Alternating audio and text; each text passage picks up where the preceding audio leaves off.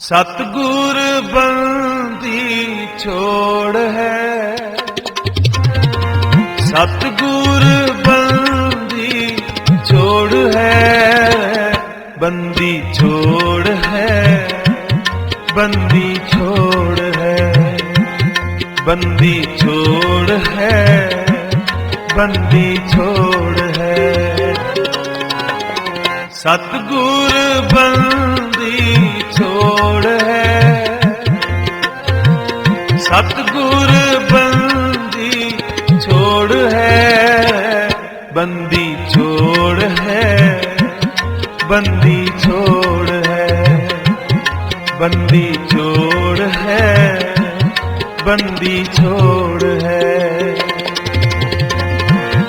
जीवन मुक्त करे उदीना,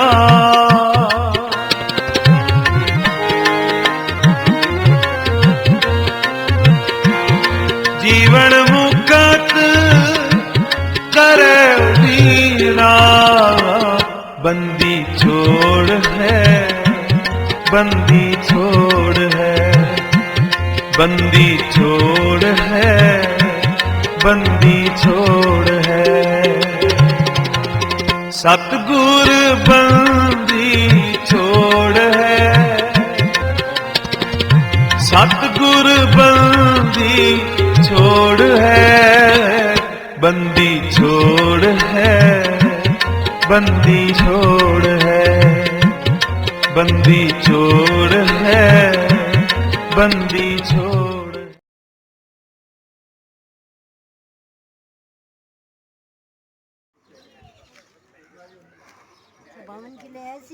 ਇਹ ਹੈ ਜੀ 52 ਥੰਬ ਖੰਬੇ ਜਿੱਥੇ 52 ਰਾਜਾਵਾਂ ਨੂੰ ਕੈਦ ਕਰਕੇ ਰੱਖਿਆ ਸੀ। ਹੁਣ ਅਸੀਂ ਅੰਦਰ ਚੱਲ ਕੇ ਆਪ ਜੀ ਨੂੰ ਦਿਖਾਉਂਦੇ ਆ। ब्यासी इन 82 थंबों की मदद लेकर के महाराजा मानसी जी ने शिव जी का मंदिर बनवाया था। लेकिन जब जहांगीर की हुकूमत आई, जहांगीर ने कब्जा किया इस किले पर, तो ये मंदिर को हटा करके जेल में बदल दिया। जब ये जगह जेल बनाई गई तो इसमें 30 स्तंभ चारों तरफ दीवार के अंदर बंद कर दिए गए। जब चारों तरफ से 30 स्तंभ बंद कर दिए गए तो शेष रह गए 52। 52 ही राजे थे। एक एक राजा को एक एक थंब से बांध के रखा, इसलिए इस जगह का नाम 52 थंब कहलाया। यही वो जगह है जहाँ पर 6 बादशाह हरगोबिंद साहब जी 2 साल 3 महीने रह करके राजाओं को उपदेश दिए हैं। तो पहले मंदिर, बाद का जेल। जेल में 52 राजाओं को रखा था जो राजा टैक्स नहीं देते थे, लेकिन गुरु साहब को यहाँ नज़र कैद किया था। नज़र कैद का मतलब होता है कि किले के कैंपस में कहीं भी ये घूम सकते थे 6 बादशाह हरगोबिंद साहब, लेकिन ये किले से बाहर निकल करके आम जनता से नहीं मिल सकते थे। राजाओं को कैद में रखा तो एक एक राजा को एक एक पिलर से बांध के रखा था इसी जगह पर। इन राजाओं को गुरु साहब ने कैसे मुक्त कराया, कैसे छुड़ाया, उनकी यादगार में गुरुद्वारा दाताबंदी छोड़ के नाम से बने हुए हैं। किले के ऊपर फेमस गुरुद्वारा। हालांकि एक सारी संगत को गुरुजी के बारे में पता रहता है, सबको ये मालूम है कि गुरुजी यहाँ आए, राजाओं को कैसे छुड़ाया, लेकिन मेन खासियत इस जगह पे आकर के गुरुजी के बारे में 2-5 मिनट अगर आप सुनते हैं, वही एक सत्संग और साखी का रूप होता है। तो 5-10 मिनट अगर आपके पास समय होगा तो मैं आपको गुरु साहब के बारे में थोड़ा बताना चाहूँगा। देखिए, ग्वालियर के किले पर 6 बादशाह हरगोबिंद साहब यहाँ आकर के रहे हैं। उनके आने के कुछ महत्वपूर्ण कारण रहे, उनमें से 2 कारण थे। एक कारण था चंदू की दुश्मनी का कारण। चंदू जहांगीर का वजीर था, गुरु परिवार से दुश्मनी रख लेने लगा था। लेकिन उसने दुश्मनी क्यों पाली गुरु परिवार से? उनकी दुश्मनी रखने का कारण बना उसकी लड़की का रिश्ता। पहले नाई ब्राह्मण के द्वारा जब रिश्ते तय कराए जाते थे तो चंदू ने भी अपनी लड़की के रिश्ते के वास्ते नाई ब्राह्मण को भेजा। पाते ही चंदू ने जहांगीर को भर दिया।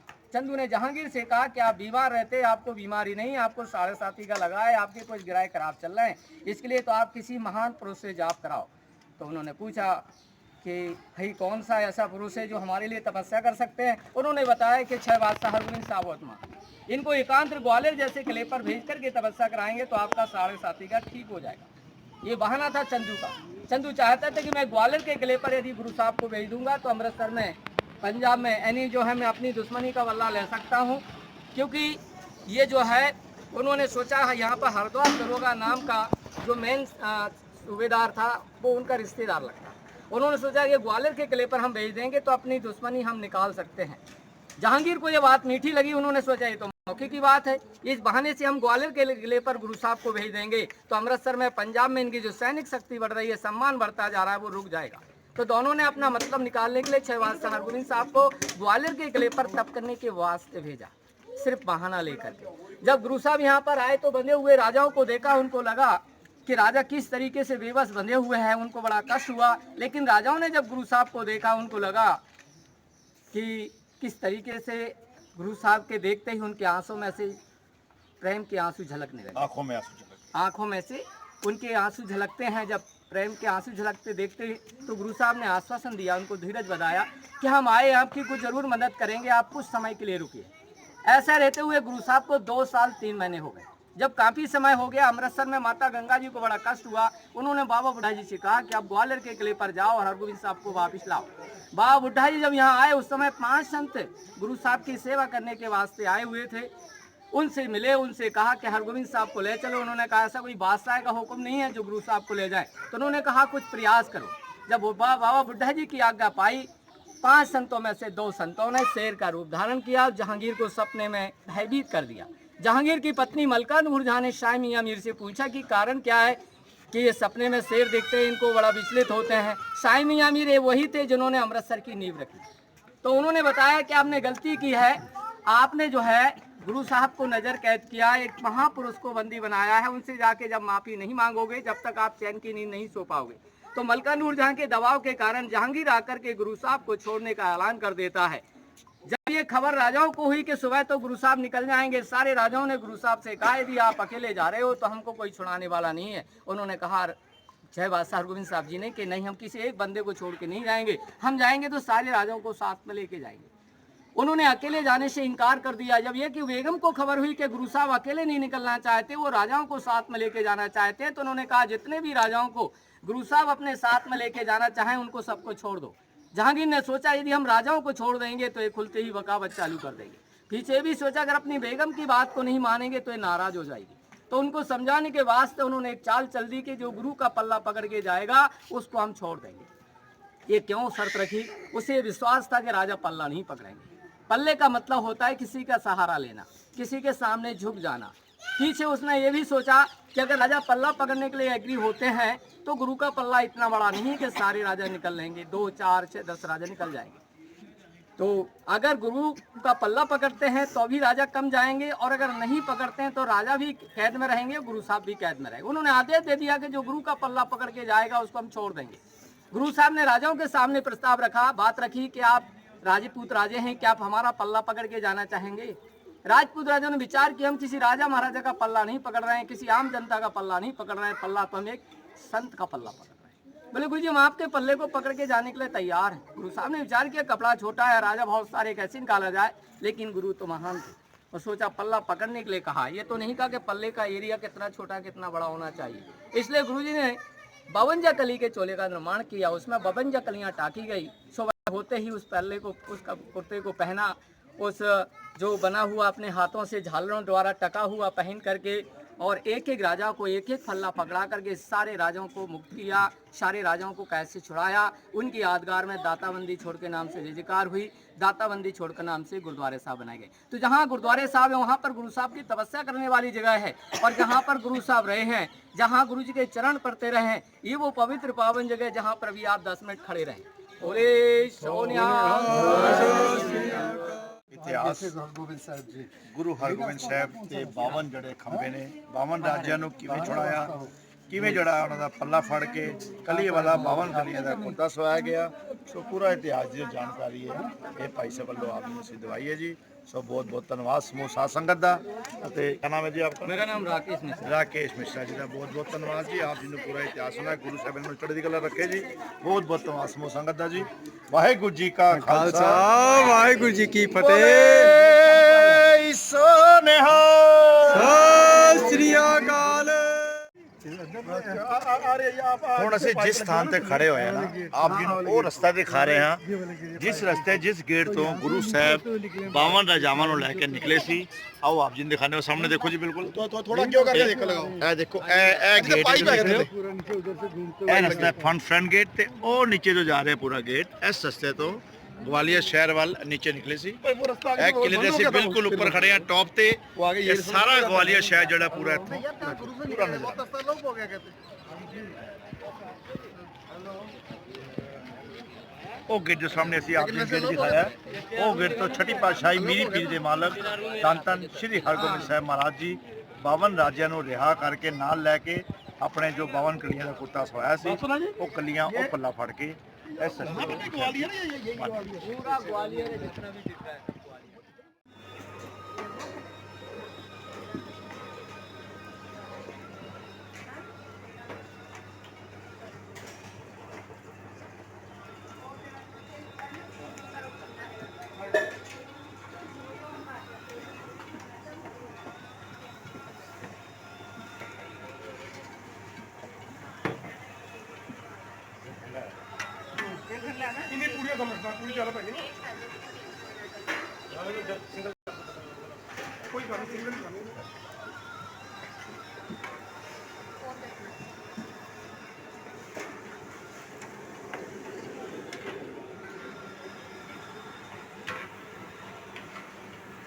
ਜਦੋਂ ਵੀ ਜੱਥਾ ਗਵਾਲੀਅਰ ਯਾਤਰਾ ਗੁਰਦੁਆਰਾ ਦਾਤਾਬੰਦੀ ਛੋੜਾਉਂਦਾ ਹੈ, ਸਵੇਰ ਦਾ ਜਿਹੜਾ ਹੈ ਲੰਗਰ ਸਮੂਹ ਸੰਗਤ ਦੇ ਸਹਿਯੋਗ ਨਾਲ ਪੂੜੀ ਛੋਲੇ ਦਾ ਉਹ ਜੱਥੇ ਵੱਲੋਂ ਬਣਾਇਆ ਜਾਂਦਾ ਹੈ।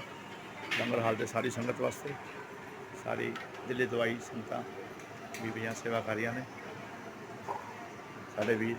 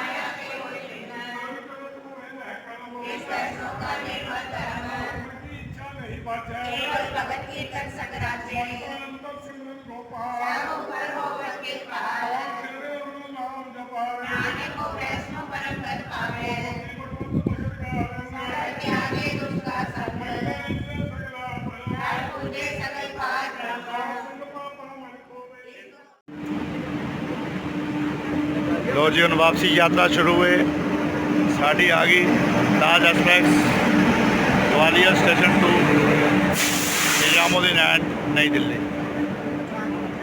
संगत का एसी कोच है, सब तो लास्ट C3। बिल्कुल देखो तैयार बार तैयार साड़ी आंटियां बजुर्ग माई बाप साढ़े मानयोग सब बीबियाँ तैयार ने बिल्कुल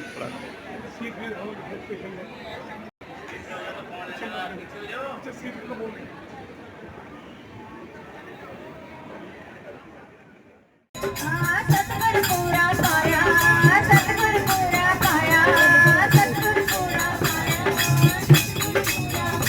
तेरी सेवा तेरी सेवा तेरी सेवा भोगत भोगत जुगत तेरी सेवा तेरी सेवा तेरी सेवा तेरी सेवा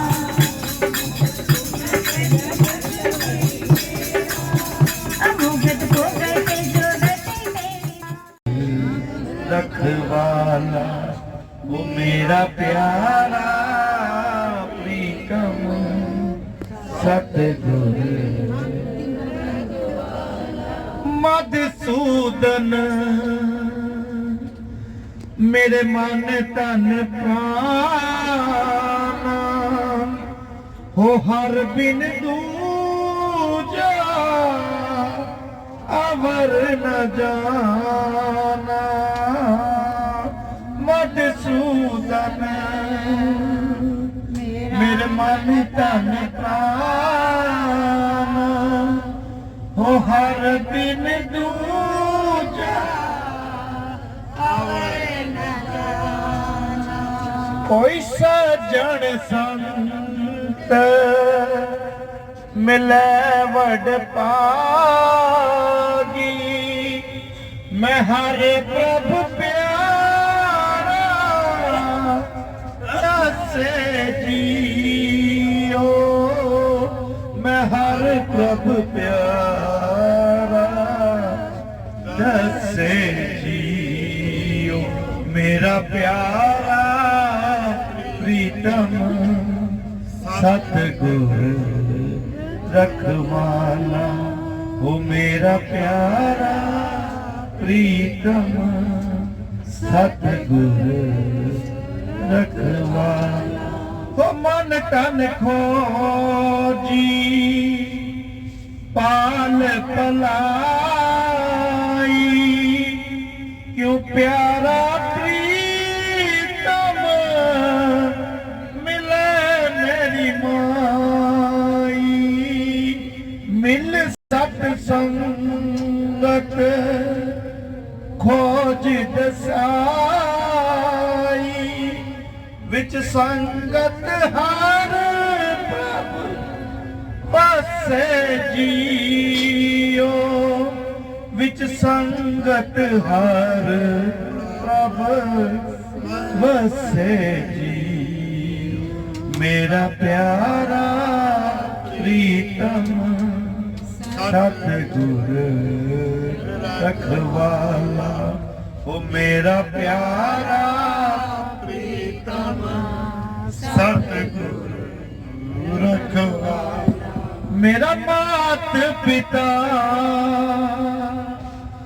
गुर सतगुर पूरा गुर जल मिल का मान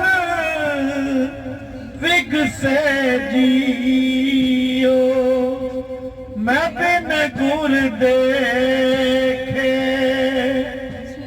नींद ना आवे मेरा मेरे मन तन वेदन गुर बिरहो लगावे सारे पढ़ो लास्ट पंक्तियां शब्द दिया क्यों गुरु साहब दया करे की लिख रहे ने मैं बिन गुर देखे बिना गुर देखे बिना दर्शन किते धन धन श्री गुरु ग्रंथ साहब दे मैनू नींद ना आवे जब तक दर्शन ना करा मेरे मन तन वेदन गुर बेहोश लगावे हर हर दया